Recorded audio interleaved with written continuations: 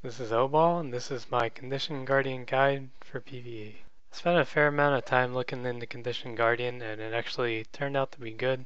It sucked before since burn stacked in duration, not intensity, which also meant that if you were in a group, you shared uptime. Now that it stacks in intensity, you'll be doing quite a bit of damage with it.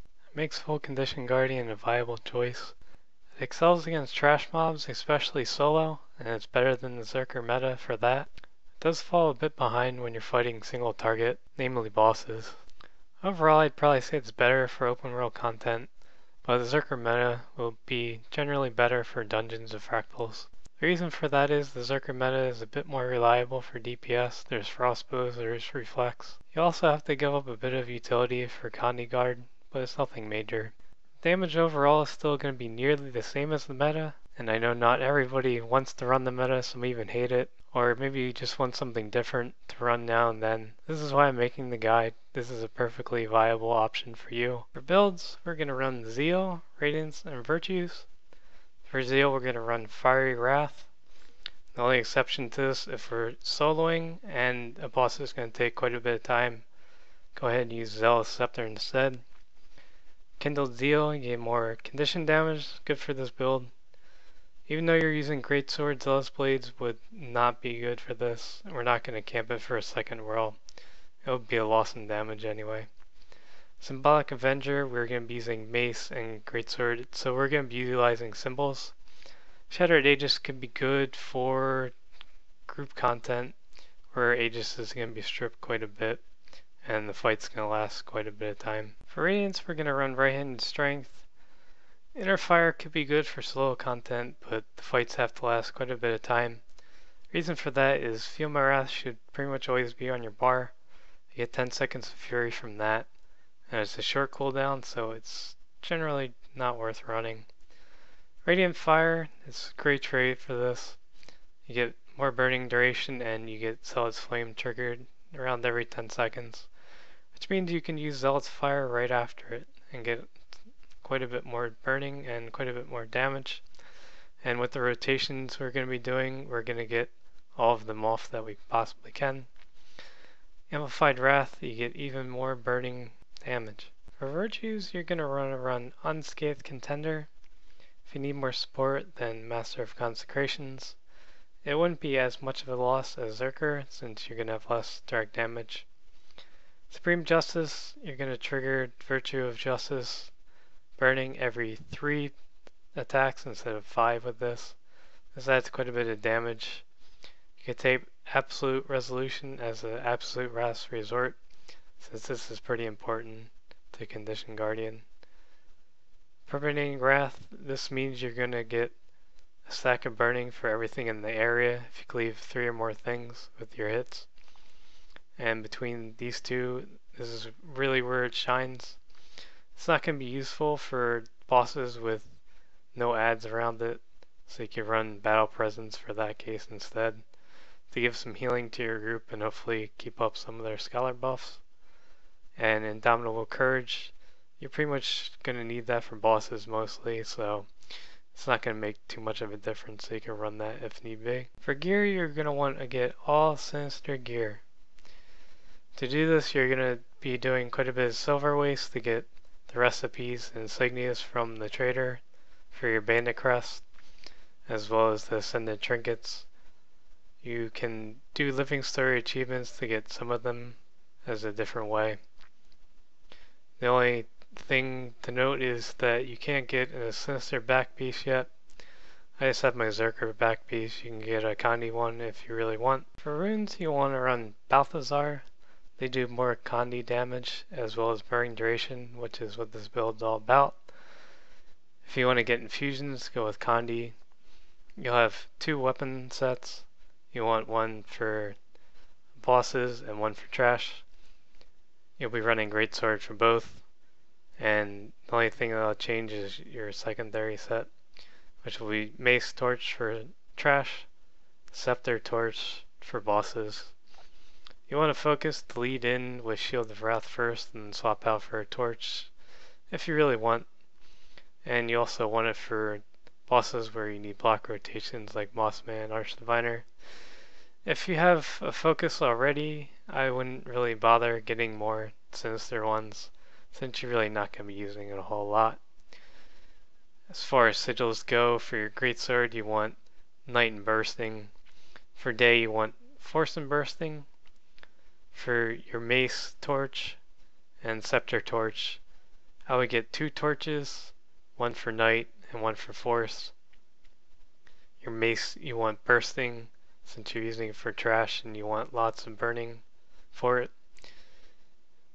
For your scepter, you'll be using it for bosses, so you won't be getting as much Condi, and your direct damage will be more evened out, so you want air instead. For consumables, bowls of seaweed salad would be the best, but they are restrictive, and I wouldn't really bother unless you're really pushing for records and doing stuff like that, but that's up to you. Koi cakes would be the best otherwise, and sweet and spicy beans.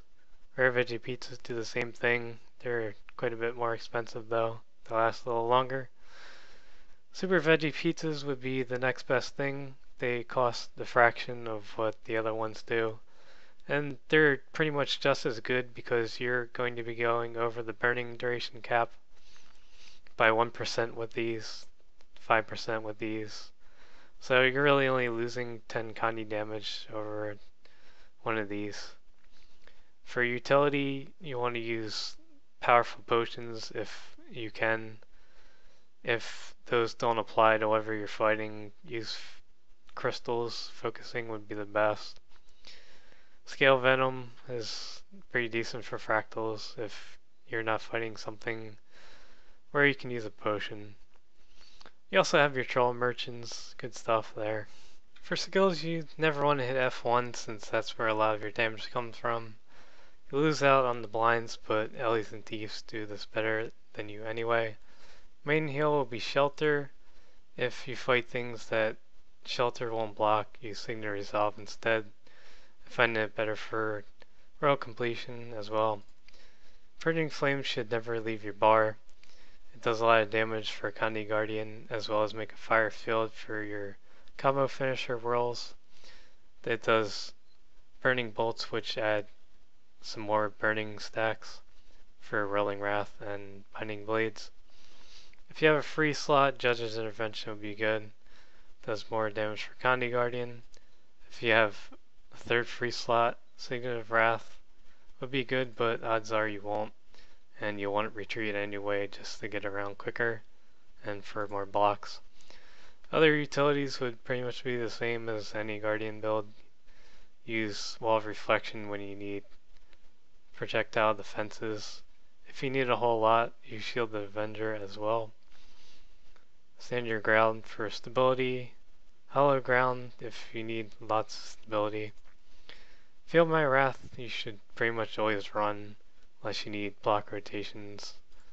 Use Renewed Focus instead. So for rotations, I have clean ones for you to watch at the end, but I figure I'll go over them so you have a few notes on what to do and why you're doing it. You can start off with a focus for Shield of Wrath, then quickly swap the torch for a fight. This could put you in combat, and it takes a bit of effort, so it's up to you whether you want to do it or not.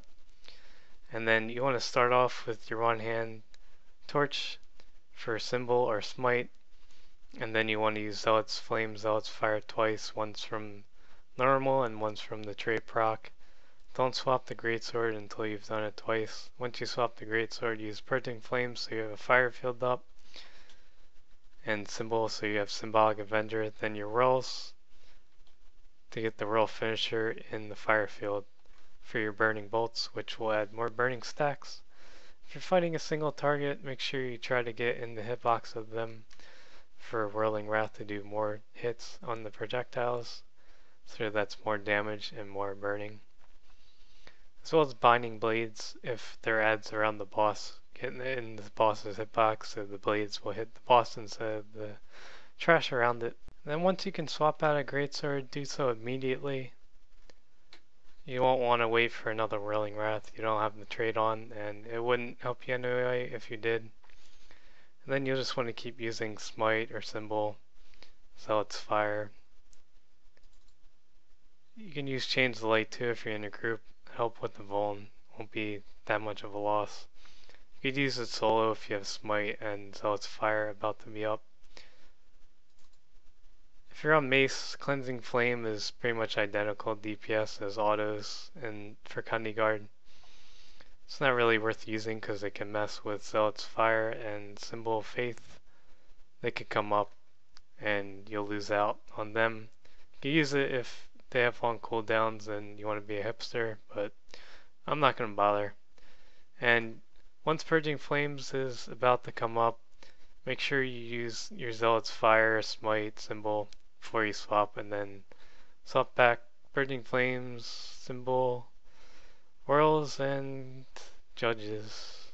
So here are some graphs that the Keys has made to show how the builds match up for a group setting against mobs and bosses.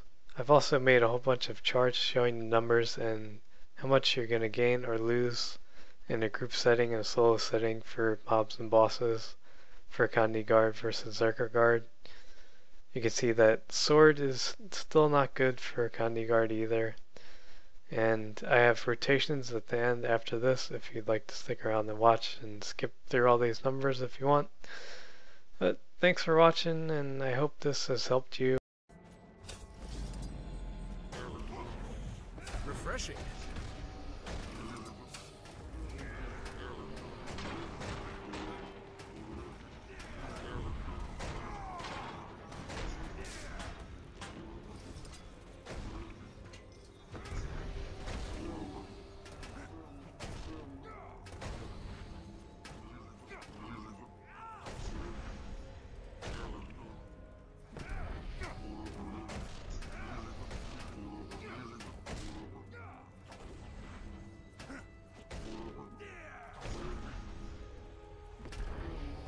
Refreshing.